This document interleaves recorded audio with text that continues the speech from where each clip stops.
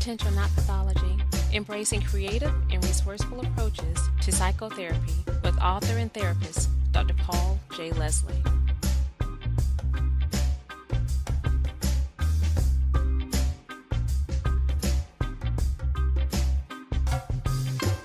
Welcome to Potential Not Pathology, where we offer information and inspiration for mental health therapists who are interested in learning and applying unique therapeutic techniques and concepts into their work.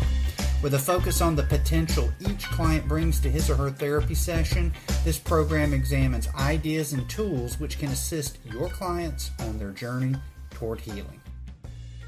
In this episode, we're going to talk with Dr. Reid Wilson. And I think you're going to get a lot out of this. I know I did.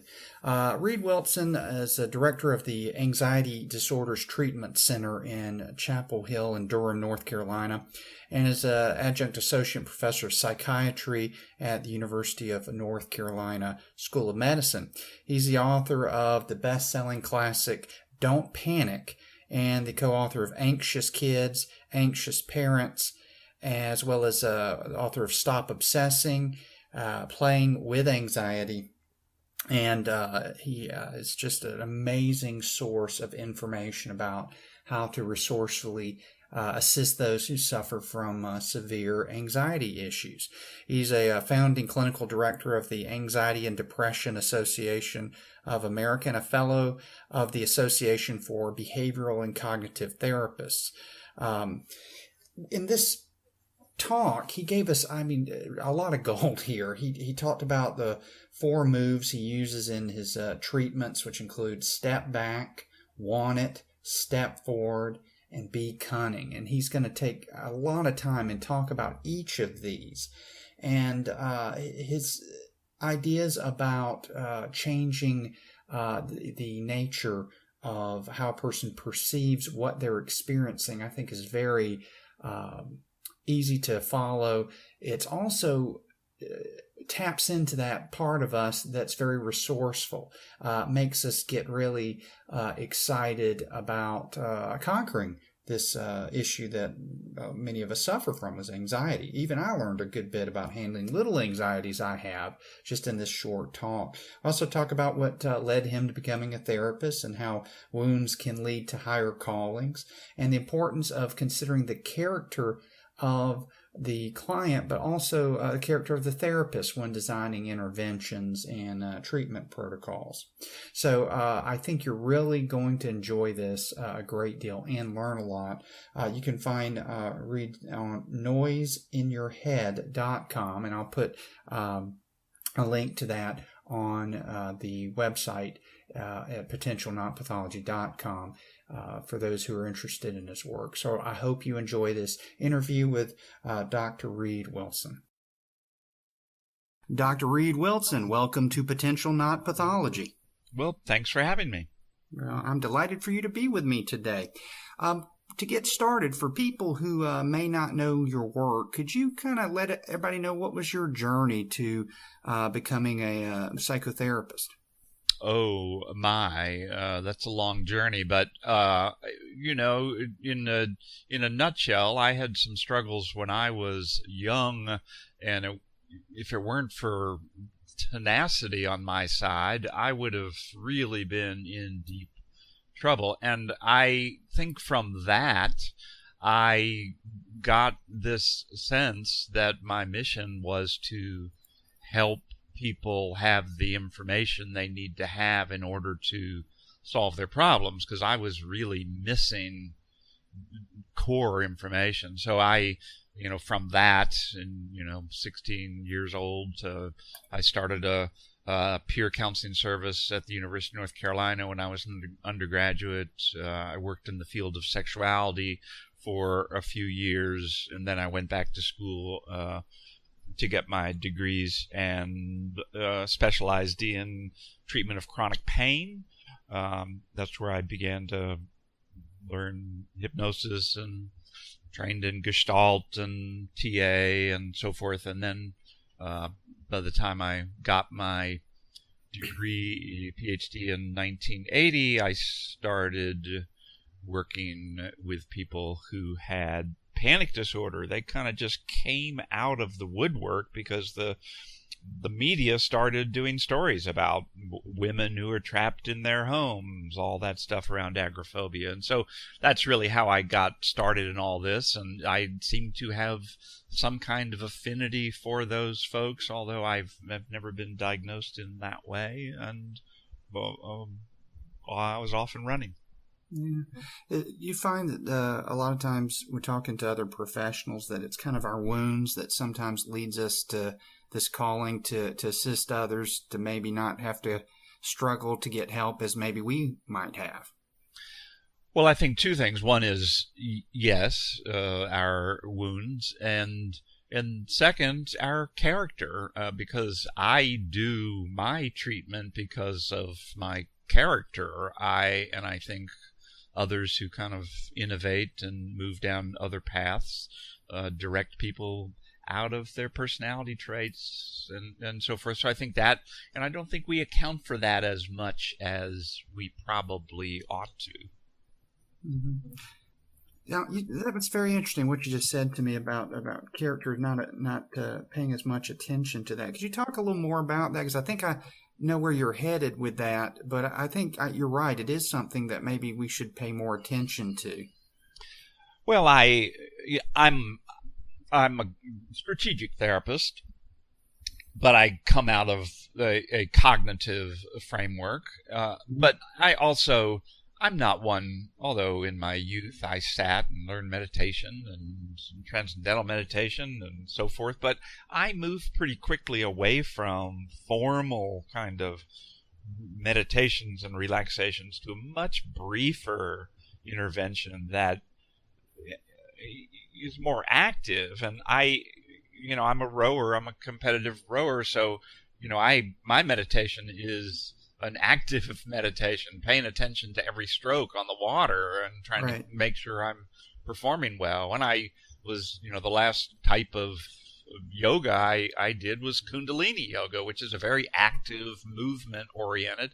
So my traits moved into a kind of brief intervention that was cognitive. And I mean, everything that I learned, of course, from everybody who was my mentor from near and far has come into my work. If somebody, were talking, if you and I were really backing up to figure out who influenced me, oh my goodness, it's like 6 or 7 really big figures who helped me figure out what I do now. Mm-hmm.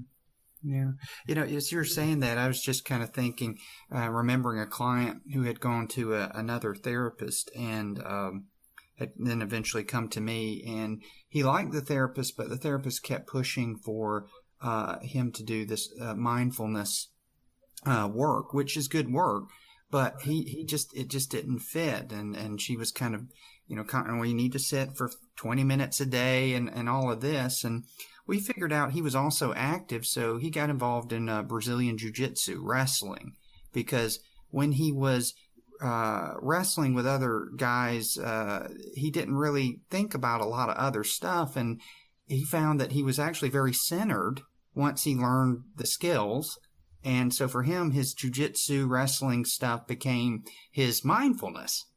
And just as you said that, it was like taking into consideration the person's character and all of that, I think is important. And it's so much focus of attention. Where is my attention going now? And obviously, when you're doing martial arts or when you're out on the water trying to work with the 3 other people in a boat, you've got to bring your attention to the present moment. And so, I mean, the work studying Mihai Csikszentmihalyi and all the work on flow, it's it's that's what flow is. But part of what to be in flow, you constantly flip from being anxious to being in control, and those are just one step, each of them one step away from flow. If you're in, if you're controlled and you know what's coming next, you feel pretty safe, but you can get bored. Well, a lot of the people that I work with are over in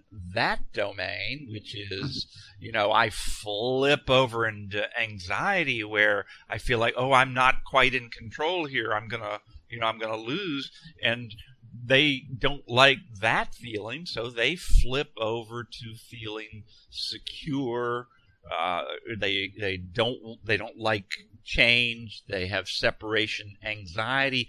But it's so interesting that they don't go in the middle of those two, which is flow. And part of my work has been to try to help them get to that middle state and have them understand they're gonna fall on both sides, and you just get up and try to get in the middle again. Yeah. Well, since you've kind of opened the gateway there, talking about working with people with attention and anxiety, if you don't mind, could you talk a little bit about some of your basic ideas, because that's kind of your niche and what you're very well known for, is working with people with anxiety disorders and those kind of things. And what I like about your work is a lot of people kind of focus on what I call one area focus. So they may focus, cognitive, it's our thinking. And you definitely bring a strategic element to that cognitive aspect. So could you talk a little bit about kind of how you came to work with the concepts that you use, and specifically ways that maybe a therapist who's listening could, spark some new ideas for them? Sure, and some of my early training was in transactional analysis. It's very helpful that I started off there because it's highly structured, and I was lost as a therapist, and this let me know what to do next. But then I, studied the Gestalt treatment for an intensive year and family therapy for an intensive year. So I do kind of bring all of that together, as well as Milton Ericksonian kind of approach, as well as the work that Seligman has done around happiness and positivity and so forth. And I where I want to start with people is to have them have a sense that all the anxiety disorders, panic disorder, social anxiety, specific phobias, generalized anxiety disorders, and also OCD, which I think ought to still be in the category of anxiety disorders, but it's not. All of them they're all the same in terms of they all have the same challenger. And so I do personify and externalize the anxiety disorder or OCD. That's the very first move I make, and it's so easy to do. All I have to do with somebody I'm seeing for the first time is say, tell me what it is that OCD tells you to do. And, instantly they're going, well, OCD says, or panic does. So I want to externalize that. Really the work that I want people to do first is to step back. And of course, almost all of us as therapists do that. Let's get some perspective. Thank you for telling me your problems, and thanks for answering all my questions. Here's my perception of what's going on for you. That's our job. That's part of what the diagnostic process is. But I want people to step back and go, wait a minute.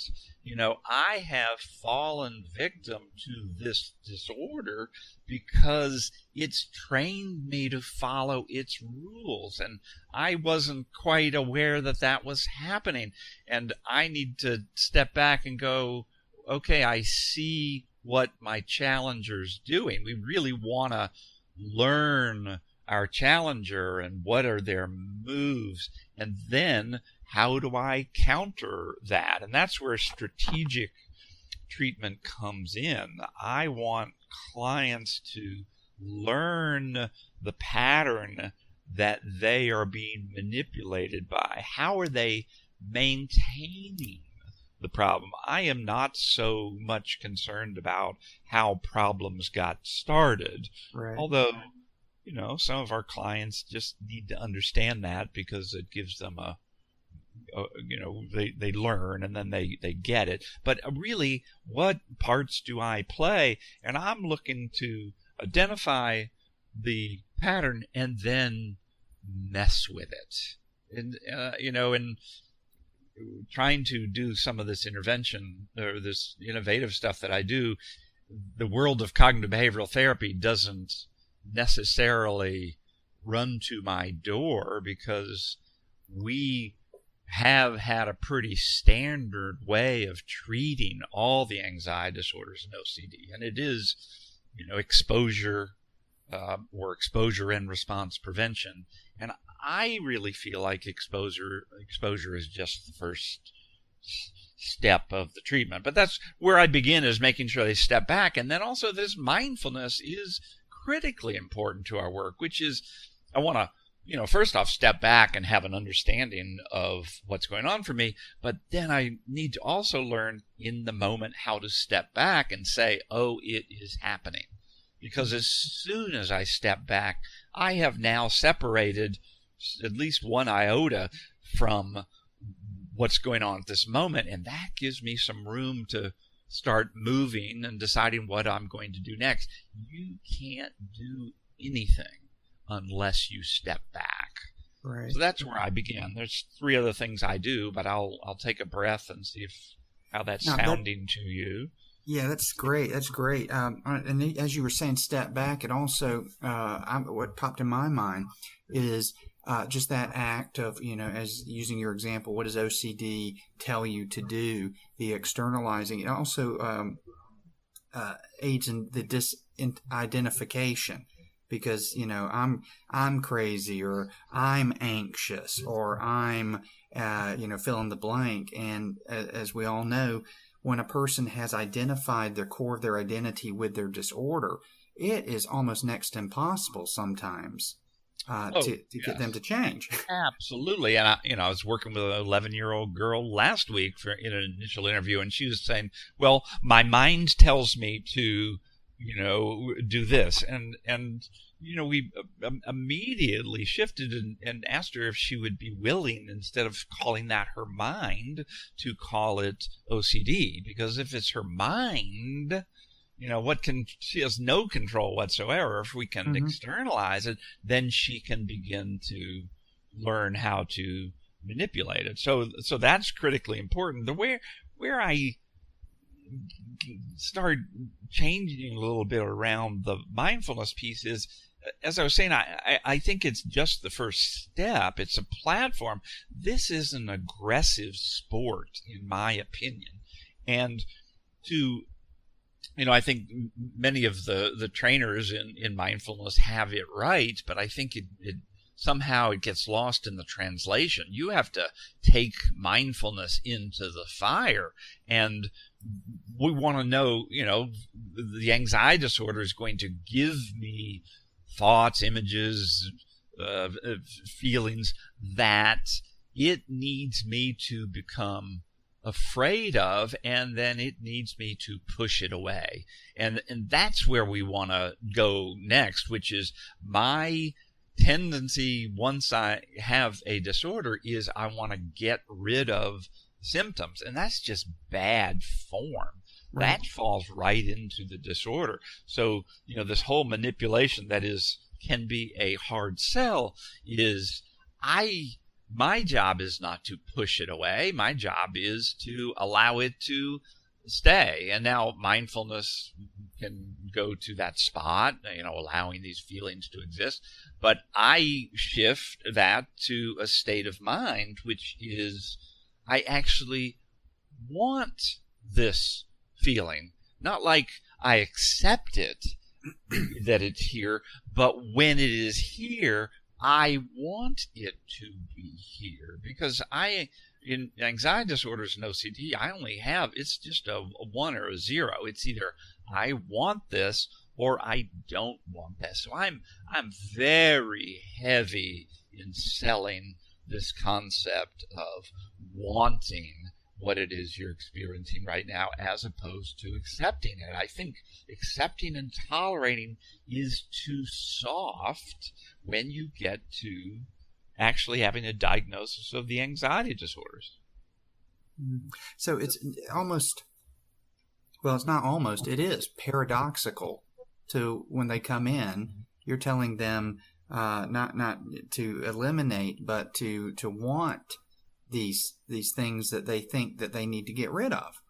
Yeah, and absolutely. That's exactly what I say. And I try to help them understand that, the outcome that we want, I want the same thing you want. I don't want you to, I make my living helping people not have the symptoms anymore and get over the diagnosis. But the outcome and the treatment are exactly opposite. If I'm trying to, do whatever I can do, and also they want this change immediately, right? So I want them to understand that you're falling right into the disorder. This is, I talk about it being strategic treatment, but it's also persuasive therapy.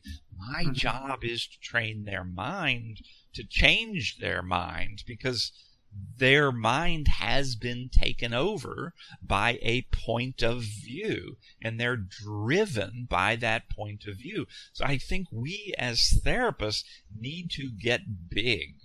And, again, this paradoxical side is I come on like I want them to think I'm the greatest thing since sliced bread, because I'm going to give all that power back to them when we're done. And also, I am up against this fortress. So I've got to be pretty dogmatic, and I give, clear instructions about what to do. And then, in addition, I'm going to be one down to them, because I know how to treat these disorders, but I don't know them. And I don't know whether I'm expressing this in such a way that they're picking it up. So the other piece that we want to work on is this kind of alliance and collaboration. So I'm continually shrugging my shoulders, asking them, what do they think? How do they respond to this? That goes right on the heels of, this is what I think that you need to do to get better. I've many times said, look, I will guarantee you, if you will follow these instructions, you will get stronger. You will get better. I'm not saying you will get best, because getting best here, there's a lot of variables that go on in that, in terms of family history and genetics and so forth. But you can't help but get better when you start doing something opposite of what is required by the disorder. So it's kind of, as far as the therapist, your perspective, what I'm hearing is, putting it in my words, you're bridging that gap between the Obi-Wan, you're my only hope, it's and also making the client the expert in what's going on with them, and getting that information for them then to begin this process. Yes, and am I, again, that one downside, am I saying this in such a way that you understand? Please help me. I really, it's not, although I'm talking about collaboration, there is I do swing from those two positions of I'm not sure and so forth, because, again, we're both up against this fortress, and I have lots of ways that I try to persuade them to do this stuff. Certainly, I'm going to build this as there is this challenger, and that it is externalized, and it does give you rules that guarantee it's going to win every time. But the other thing there's two big things I want them to understand in these disorders, which is it's all about an intolerance of uncertainty and anxiety sensitivity. Everybody, we have a scale, the intolerance of uncertainty scale. And so I want them to understand that the game board we're playing on is called uncertainty. And if I'm trying, we know very clearly these folks have an urge to be sure that everything's going to go right or they haven't made a mistake and so forth. So we have to convey to them that the territory is other than that. If I'm going to get stronger, I need to understand my disorder has pushed into that game board or that field of uncertainty and taken over territory because it intimidates me. I need to be intimidated and push into uncertainty in order to get my life back. So that's one of the moves that we want to be thinking about is I want to not know. Mm-hmm. That is my job because that's how I'm going to get better. And certainly when, people get caught up in, OCD is such a beautiful example of all of that. They get caught up in that content of not knowing. I want them to step up. We're talking about stepping back in the moment, but I want to step back and then I want to step up. And what I mean by that is I want to step up to another perspective, another frame of reference as I step back and be able to go, here it is. I'm feeling doubtful right now and I'm wanting to back away. I need to step toward my doubt. And then once I've stepped up like that, I hold on to principles. Then I'm going to take those principles and come down to the moment and have self-talk that is a manifestation of the principles. And that's, again, I'm skill-driven in this way. It is difficult to do what I ask them to do, but it's not complex. There's only a few moves that we have to make. They're just really hard. Right. Well, backing up just slightly about the want, our first was to step back. Our second is to actually want it. Can you just maybe give our listeners another reason or two, why our clients should want what they're afraid of? Oh, sure. I have, 4 or 5 reasons because I'm having to find different angles to convey them. Well, first off, let's think about trauma. All these people, generically at least, have had a trauma. And so once I've had this, threats, this trauma, I thought I was going to faint or, I got up in front to give a talk and I had to run off the stage of the panic attack and so forth. We now have got this perfect memory with the amygdala that goes, look, if any reasonable facsimile of this event occurs again, I'm ready for it now. I realize I was not on guard in that initial trauma, but from now on, I'm with it. I'm on your team. And so part of what happens with the amygdala, it gives you lots and lots of false positives in order to make sure it doesn't have a false negative, meaning it's gonna, once you've, seen a snake in your path and jumped back, well, for the next 3 or 4 days, every stick is a snake, every garden hose is a snake, every rustling in the leaves is a snake, because, the amygdala is saying, sorry, boss, I wasn't taking care of you. Now I am. So we have this structure, mental structure that is there, that in those moments we continue to reinforce that when we say, I don't want this. So we actually, here's what we know around exposure and the work we've been doing, the work that Edna Foe has done and so many others, which is I've got to go into a reasonable facsimile of that trauma. I need to fire off the neuro pathways of that fear experience in a reasonable facsimile of that scene in order to modify it. So we do have to go toward our uncertainty and doubt and fire it off. And when we fire it off, then how do you modify it? Well, one of the ways to modify it is to be able to say, hey, just kidding. I want this. I don't want you to get rid of this feeling. This feeling is here, and I want to be with this feeling. So all of a sudden, when we can do this, and we do it over time, repeatedly, we begin to, what we would say in neurology, neurons that fire together wire together. So if I continue to have a negative experience like this, and I pull back and pull up a positive stance about the negative experience, and I let myself gravitate to the positive experience. I want this. I don't like this. This is uncomfortable. I'm feeling scared.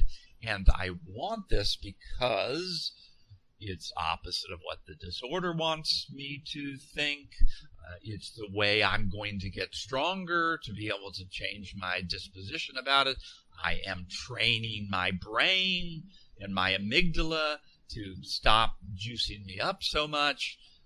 All of those justifications are what we want to be calling up to go, I'm going to let myself experience this. It's not so much I want it to continue. If it continues, then I want it to continue. If it gets stronger, if my worry gets stronger, if my confusion gets stronger right now, I want it to get stronger. So now we have, the old model of habituation, which I think we're moving away from, frequency, intensity, duration. I'm going to frequently expose myself to my fear, and then I need to have that intensity show up. But in my model, instead of saying, well, you got to get up to a 50 on a 0 to 100 scale and then stay there for 45 to 90 minutes, which is often what we talk about in exposure. To me, that's not necessary. I don't have to sit there for 45 minutes and feel awful. I just have to want to have that feeling if it happens. I do have to step toward my fear, but I don't have to make myself generate the fear over and over again. I don't have to make myself be incredibly anxious. I just have to want it in those moments. And that actually, in my opinion, what do I know? But in my opinion, makes the work a lot easier. If you start, talking to people who have already done exposure and response prevention for OCD, for instance, it's cruel and unusual punishment, but in the field, we basically don't have other alternatives, so we have to do it. But for me to write out a script of my worst fears and record it in a passionate voice and then listen to it over and over again for 45 minutes, 10 days in a row, trying to get as distressed as possible while I listen to it, that's torturous. And also, if we don't get the client to really comprehend why they're doing it, they don't take ownership in it, and nothing really changes. If you're going to do an exposure to the elevator because you're afraid the elevator is going to get stuck, if you ride up and down that elevator, but you keep saying to yourself, oh my God, I hope it doesn't stop. This will be awful if it does. Oh, thank God the door is open. I can take a break. Oh, now I got to go do it again. There's no ownership in that work. I'm continuing to fear some kind of outcome, and then the exposure has no value. They come back in, they do your homework. Oh, yeah, but they're not getting any better. So we really have to confront this issue of clients doing exposure but not buying into the model. They also they drop out of treatment really easily.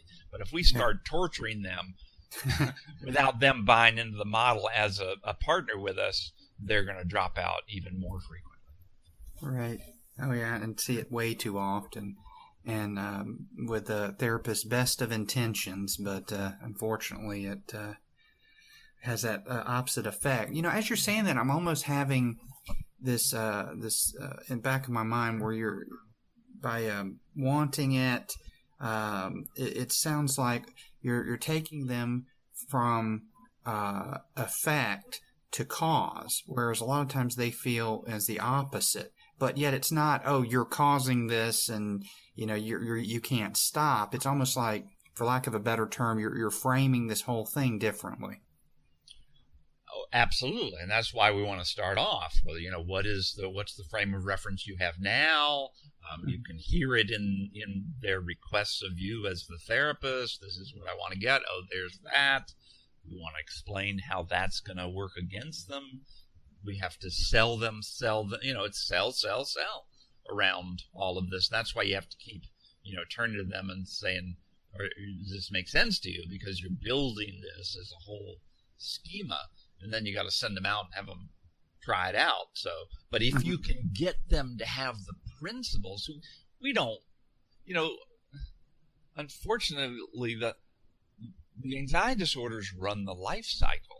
So you can have somebody come into treatment and do just great, and leave after 6 or 7 sessions and be symptom free. But then 3 years later, boom, something happens and it's all back again. I don't want clients to have to schlep back to my office every time they have a new set of symptoms that are moving them into disordered thinking. I want to teach them the skills that they can then brush off and use again. And that's why I think it's important for us to be operating, again, chunk it up, one level of abstraction up to say, here are the principles to get going. And then, if they can remember it, I just had somebody email me yesterday to say, oh, I forgot to copy those principles off the whiteboard. Could you send them to me? And, yeah, sure. Well, that's music to my ears that somebody's leaving and going, oh, wait a minute, I want to think about that some more. Right. Yeah. Well, so we've got the idea of stepping back, the idea of wanting it, and then stepping forward. What's the next step after that? Well, I think there's some things around stepping forward that we want to just look at. Sure. Let's think about, we have something called the working memory. So the working memory is the memory that you're holding on to at any one moment that right. directs your actions and so forth. And you can hold on to 4 chunks of information at any one moment. Well, what we know is that, the working memory is in service of your self-talk. And so when I go toward that threatening experience that I'm having before I come into treatment, well, I'm as I get anywhere close to it, I'm saying, I don't want this. I want to get away from this. The working memory is in service of your request right now. It only is in service of the next few seconds or minutes. Working memory doesn't care anything about your therapeutic goals or your outcome picture that you want. It wants right now. So if you approach your threatening situation, you're going to go work on heights or public speaking or swimming or if you're flying or whatever it is, and you keep going to, I don't want this, your working memory does a rapid search through the cortex looking for resources from your long-term memory that it can pull up in milliseconds to assist you in your request. So you say that, and then you're going to have resources about escape. How do you get out?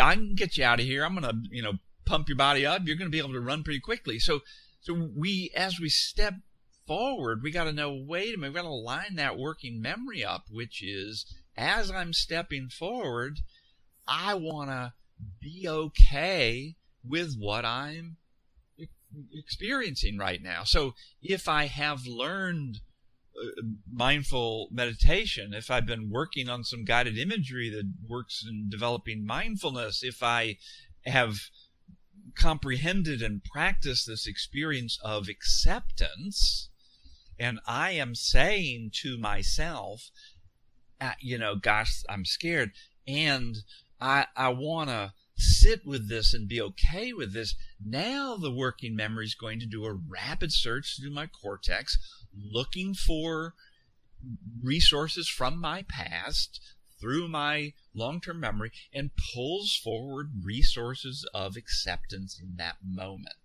So as I'm stepping forward, I got to get clear about how I want to talk to myself as I step forward. And I got all of that in the working memory. And I have said once here, and I'll say it again, people need to get big. They need to be determined. They need to get strong in their commitments, because it's got to override all this other stuff that's coming in. So as I step forward, I want to step forward in that way, not as a victim. And anxiety disorders and OCD absolutely generate victims, because that's the whole thing. You've got somebody with panic disorder sitting across from you. What's the definition there? Well, I have had experiences where I lost control, and I thought I was dying, or I thought I was fainting. I thought I was having a heart attack. I don't want that anymore. And so that's a big ship to turn around. We want to step forward in that way. And the fourth, so we've got step back, both in perspective about what's going on in general, stepping back in the moment when I start having my obsessive thoughts or I begin to get afraid. I want to embrace what's going on and understand that this is exactly what I need to be doing right now. And if I need to be doing this, then I want to be doing this, and that changes the game at that point.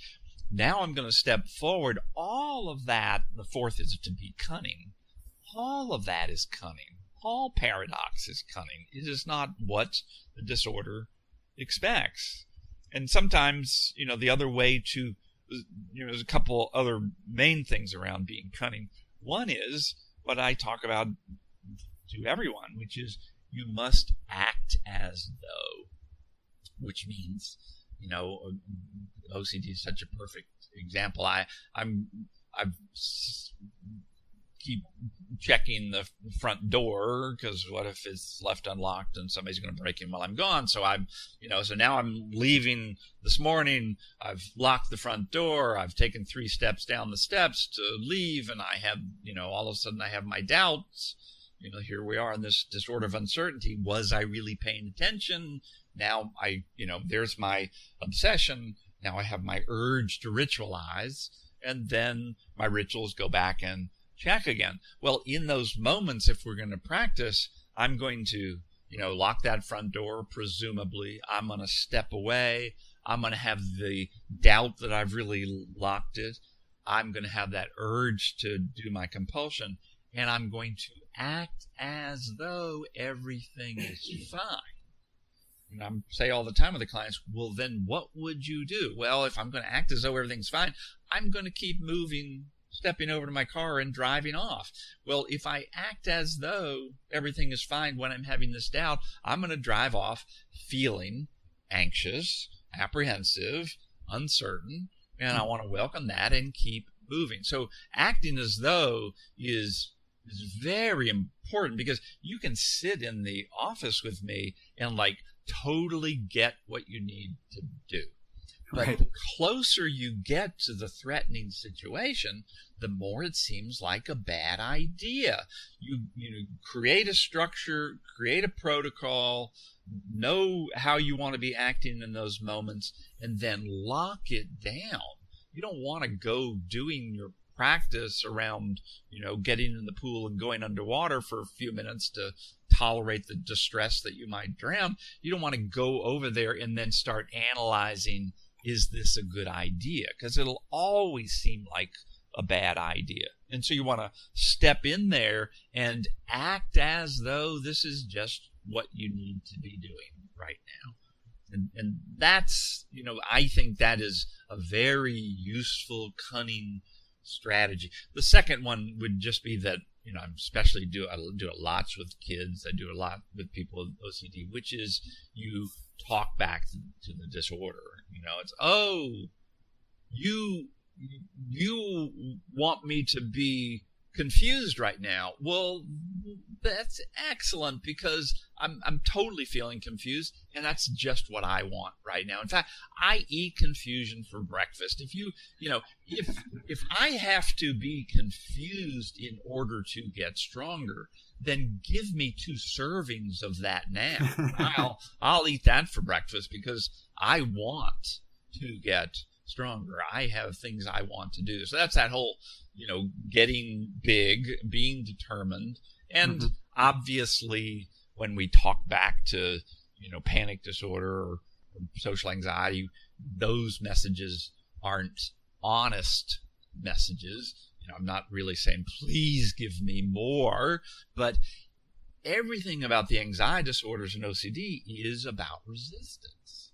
We got to help people not resist. So if I can move to this kind of cunning strategy of asking for what I don't want, it's very difficult for me to simultaneously resist. So even if I'm a terrible student of this strategy of talking back to the disorder, as long as I bring my focus there, this is a zero-sum game. If I can bring my attention to try to do that, my attention will automatically fade away from my resistance, and then I start learning. So with that, the four kind of moves that you have with this kind of treatment protocol, it just seems like everything builds upon the last thing. It's almost like a tower building up to the top of success for the client. Sure, and I, again, and there we are. It's not a complicated structure, but it's pretty much a critical structure to put in place in order to get stronger. And then it's interesting, when I wrote my first book, Don't Panic, back in 1983 through 85. It came out in 86, and in that book I had 33 skills that I was teaching people on how to get stronger around panic disorder. In the third edition of my book, came out in 2001 or so, all those are pushed to the back of the book. It's like part 4, if you need more help. Then there's right. formal relaxation and all this kind of stuff. And what has been pushed forward is attitude, is disposition, is orientation, is frame of mind. It's like, so, to become determined, to seek out what I'm afraid of. These are all stances of attitude. And that's part of why it starts to get easier for people to do the work. If it's like, I gotta get an attitude adjustment here if I want to get stronger. And when we're all done, it's the same thing when I do a training with professionals. I can talk for 5.5, 6 hours in a day. I'll have 240 slides in that day. But when they walk out of that day, I only expect them to be holding on to 3 or 4 things. Right. If I walk out of a workshop and I have 3 or 4 new ideas, that's great. And I think that's where we want to get to with our clients. We want to be, in many ways, reductionistic. Mm-hmm. Not, and we don't want them to be complying with everything. We want them to take this, metabolize what we're saying, and we have to hand it to them. We have to be willing to be fired when not fired, but leave. Have them leave our practice because they got it and they're gonna get moving. So that's where I want my clients to get to. I want them to, I try to do brief interventions. I got people I've seen for about a handful of people I've seen 15, 18 years now. Mm-hmm. And most of them don't really have a diagnosis yet, but they're all, anxiety, sensitivity kind of stuff. And we're continuing to struggle with that as we can. But for the most part, people move in and move out of treatment relatively quickly as they absorb the principles, or they, I probably get 50% success rate with OCD. And that's okay as far as I'm concerned. That's a pretty good percentage as far as I'm concerned. It sounds terrible, but most of that 50% that I don't help are people who drop out of treatment.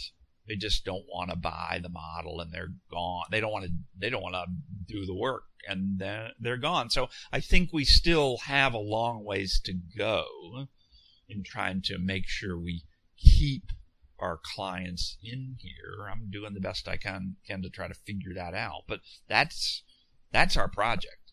Yeah, it's fantastic. This is all just amazing and clear and concise. As we wrap up our time here, which has just flown by, could you let people who are listening know who might want to your products, your trainings in particular, the best way to get in touch with you, and possibly any real short parting advice for therapists who are maybe feeling a little stuck working with anxiety disorders and kind of want to try something different? Sure. I've put together all, I've been doing this stuff for 35 years. So my most recent book came out about a year ago, and it's called Stopping the Noise in Your Head. And it looks at all of this, all the anxiety disorders and OCD. I have a website called noiseinyourhead.com, and it's got every chart and table and figure in the book you can download for free. I've got a series of 6 episodes, video episodes that are like less than 5 minutes each that teach these principles. So my dad would roll over in his grave knowing I give all this stuff away. So you don't have to buy that book. You can just go see all that stuff if you're a therapist. So noiseinyourhead.com is really the place to get in touch with me. And to look at what I'm doing these days. My parting advice, listen to this recording a second time. That's probably what I would say. Yeah, or a third time or a fourth time. Whatever, it's all in here, and it'll start stirring you up a little bit. And there's lots of free information around all that stuff if you want it. So. Well, Reid, thanks so much for your time and also for your generosity with your information and sharing so much with us. Well, you're quite welcome, as I don't have anything else to do. This is the thing I feel compelled to do, so I'm going to keep doing it. All right, thanks so much. You're welcome.